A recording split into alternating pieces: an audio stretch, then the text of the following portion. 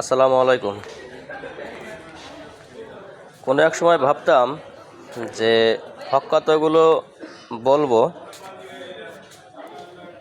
বা সত্যি কথাগুলো বলবো, এরকম মনের ভিতরে একটা ফিলিংস কাজ করতো। পরবর্তীতে ওসমান ভাইয়ের বক্তব্যগুলো সামনে আসে, তো তার বক্তব্য শুনতে শুনতে মনে হচ্ছিল যে আমি নিজেই কথা বলতেছি। আমার মনের অজান্তেই তার ফ্রেন্ড হয়ে গেলাম এবং এত ভালোবাসার পাত্র সে হয়ে গেল, তার বক্তব্যগুলো এনি টাইম শোনা শুরু করলাম। এবং এই বক্তব্য শুনতে শুনতে একদিন হঠাৎ করে তাকে গুলি করা হলো।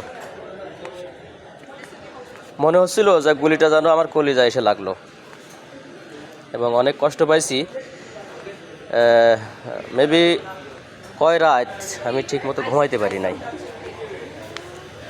পারি নাই এবং খুবই কষ্ট পাইছি এবং তার ভিডিওগুলো অনার্গলে দেখা শুরু করলাম এবং পোস্ট করা শুরু করলাম। তো ভাবলাম নিজেই এই সত্যি কথাগুলো বা হক কথাগুলো বলার চেষ্টা করি।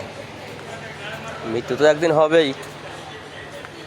বিড়ালের মতো 10 দিন বাঁচার থেকে সিংহের মতো একদিন বাঁচা অনেক ভালো, যার জন্য কথা বলা শুরু করেছি। তো ওসমান হাদি ভাইয়ের কেন বিচার হচ্ছে না,